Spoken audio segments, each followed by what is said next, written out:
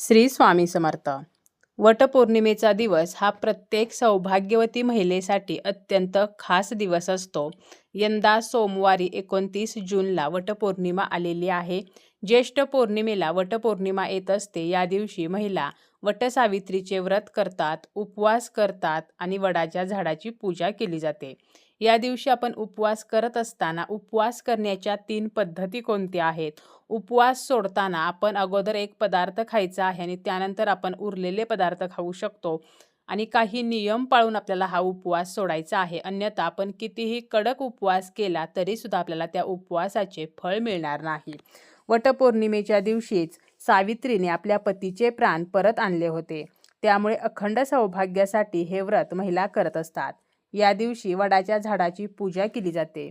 वडाचे झाड हे दीर्घायू असते. वडाच्या झाडाचे आयुष्य 200 ते 250 वर्ष असते आणि वडाच्या झाडाप्रमाणेच आपल्या पतीला सुद्धा दीर्घायुष्य मिळावे, आपल्या वैवाहिक जीवनामध्ये सुख समृद्धी यावी, आपल्याला अखंड सौभाग्याची प्राप्ती व्हावी म्हणून सौभाग्यवती महिला वटपौर्णिमेच्या दिवशी वडाच्या झाडाची पूजा करत असतात. वडाच्या झाडाची ओटी भरली जाते. या दिवशी वटसावित्रीच्या व्रताची कथासुद्धा आवर्जून ऐकली जाते. त्याचप्रमाणे सौभाग्यवती एकमेकींना वाण सुद्धा या दिवशी देत असतात. वटपौर्णिमेचा उपवास 3 प्रकारे करता येतो. एक म्हणजे निर्जला व्रत. यामध्ये खूप कडक उपवास केला जातो. काहीही खाल्लं किंवा पाणी सुद्धा पिलं जात नाही. त्याचप्रमाणे दुसरं आहे ते म्हणजे फलाहारी व्रत. यामध्ये आपण फक्त फळांचे सेवन करू शकतो. जी सीझनल फळे आहेत किंवा केळी, सफरचंद, त्याचप्रमाणे जे ड्रायफ्रूट्स आहेत तर हे आपण खाऊ शकतो. खजूर असेल, बदाम, मनुका, काजू, त्याचप्रमाणे दूध पिऊन तर असे हे फलाहारी व्रत केले जाते. आणि जे तिसरा प्रकार आहे तर त्यामध्ये उपवासाचे पदार्थ खाऊन म्हणजे खाऊन पिऊन हा उपवास केला जातो. त्याचप्रमाणे उपवास जो आहे तर तो कधी सोडला जातो तर हा उपवास काही जणी दुसऱ्या दिवशी सोडतात, तर काही महिला दिवसभर उपवास करून रात्री उपवास सोडत असतात आणि 90% ज्या महिला आहेत तर त्या वडाची पूजा करेपर्यंत उपवास करतात आणि एकदा वडाची पूजा केली, वडाची ओटी भरली की त्यानंतर वटसावित्रीची कथा ऐकून हा उपवास सोडला जातो. तर अशा 3 प्रकारे आपण हा वटपौर्णिमेचा उपवास करू शकतो. आता आपण या उपवासासाठी कोणते पदार्थ खाऊ शकतो? तर आपण उपवासाचे जे पदार्थ आहेत तर ते सर्व पदार्थ खाऊ शकतो. त्याचप्रमाणे फळामध्ये आपण अगोदर सांगितल्याप्रमाणे केळी, सफरचंद, पेरू जी फळे आहेत तर ती फळे खाऊ शकतो. परंतु फळांमध्ये फणस आणि जांभूळ हे उपवासाला चालत नाही. त्यामुळे जांभूळ आपल्याला खायचं नाही. फणस जो आहे तर तो सुद्धा खायचा नाही. तसेच आपण दूध जे आहे तर ते या उपवासाला पिऊ शकतो. परंतु कॉफी पिणे आपल्याला टाळायचं आहे. कारण उपवासाच्या दिवशी कॉफी पिणे तर हे आपल्या शरीरासाठी घातक आहे. यामुळे आम्ल पातळी वाढू शकते, छातीमध्ये जळजळ होऊ शकते. त्यामुळे कॉफी पिणे आपल्याला टाळायचं आहे. कडक उपवास केल्यामुळे सुद्धा डोकेदुखी, गरगरणे तर असे त्रास होऊ शकतात. त्यामुळे आपल्याला उपवासाचे पदार्थ खाऊन आपल्या शरीराची काळजी घेऊन हा उपवास करायचा आहे. काही महिला उपवासाला तळलेले तेलकट पदार्थ खातात, परंतु यामुळे सुद्धा ॲसिडिटीचा त्रास वाढू शकतो. त्यामुळे आपण मग फलाहारी व्रत, फळे जी आहेत तर ती खाऊन हा उपवास करू शकतो. फळांमुळे आपल्या शरीराला सुद्धा ऊर्जा मिळत असते.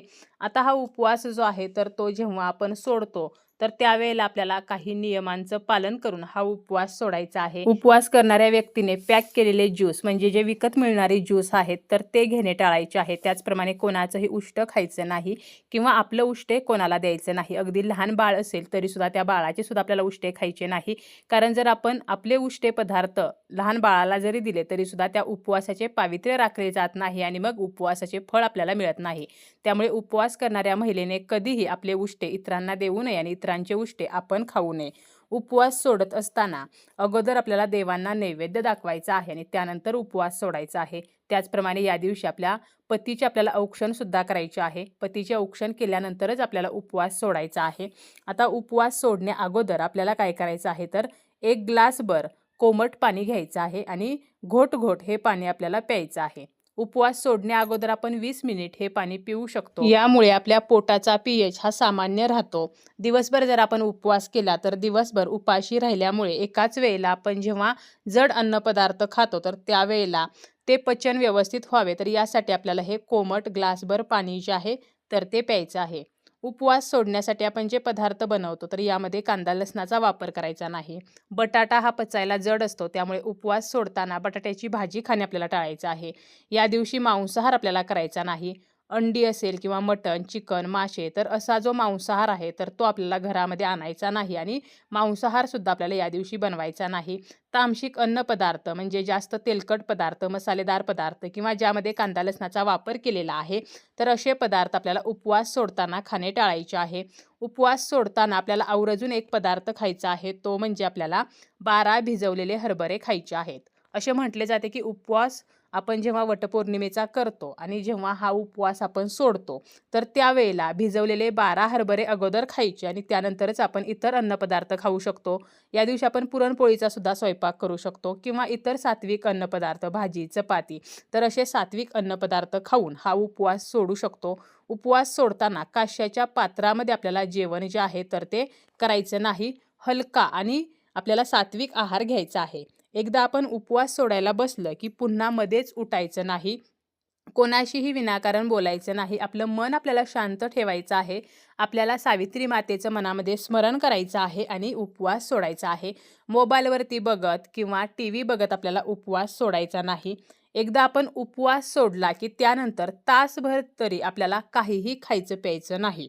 आपल्याला जर उपवासाचे संपूर्ण फळ हवे असेल तर आपण एकदा उपवास सोडायला बसलो की आपण जेव्हा हात धुतो तर त्यानंतर तासभर काहीही खायचं नाही. अगदी चहासुद्धा प्यायचा नाही किंवा पाणीसुद्धा प्यायचं नाही. उपवास सोडत असताना आपण ताटामध्ये जे पदार्थ वाढून घेतो तर हे सर्व पदार्थ आपल्याला खायचे आहेत. ताटामध्ये अन्न शिल्लक ठेवायचे नाही. त्यामुळे आपल्याला जेवढे गरजेचं आहे तर तेवढंच आपल्याला वाढून घ्यायचं आहे. एक वेळ आपण पुन्हा घेऊ शकतो, परंतु आपल्याला ताटामध्ये अन्न शिल्लक ठेवायचे नाही. जर आपण ताटामध्ये अन्न शिल्लक ठेवले तर अन्नपूर्णा मातेचा अपमान होतो आणि आपल्याला त्या उपवासाचे, वटसावित्रीच्या व्रताचे संपूर्ण फळ मिळत नाही. त्यामुळे आपल्याला जेवढे गरजेचे आहे तर तेवढेच पदार्थ ताटामध्ये वाढायचे आहेत आणि ते पदार्थ खाऊन आपल्याला उपवास सोडायचा आहे. उपवास आपण जेव्हा करतो त्यावेळेला आपल्या शरीराला प्रोटीनची गरज निर्माण झालेली असते. त्यामुळे जास्तीत जास्त प्रोटीनयुक्त आहार आपल्याला घ्यायचा आहे आणि हलका आहार घेऊनच उपवास सोडायचा आहे. वडाची पूजा केल्यानंतर लगेच सुद्धा आपण उपवास सोडू शकतो. मग अशा वेळेला काही महिला सकाळपासून निर्जला उपवास करतात, काहीही खात पीत नाहीत आणि एकदा वडाची पूजा केली की त्यानंतर जेवण करतात. असेही आपण करू शकतो किंवा अगदी आपण रात्री किंवा दुसऱ्या दिवशी सुद्धा हा उपवास सोडू शकतो.